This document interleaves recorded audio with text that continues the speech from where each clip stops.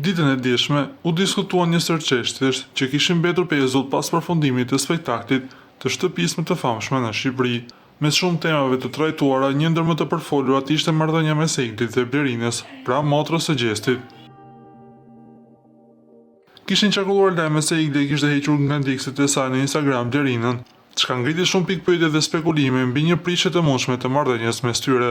Por Egli Tako dha një sqarim të qartë për këtë situatë, duke mohuar që kishte ndërmarrë vetë një veprim të tillë.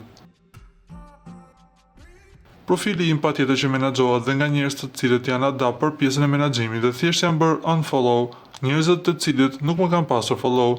Kjo është e gjitha, nuk ka të bëjë fare me marrëdhënien time me Blerinën, deklaroi ajo, duke zbuluar se motra e Gjestit nuk e ka pasur kur follow Egli Takon. E pyetur sepse nuk e kishte motra e Eglit follow Egli Takon, ajo u përgjigj: "Po për këtë pastaj nuk e di, nuk di të jap një përgjigje sepse nuk e kemi këtu prezente Blerinën."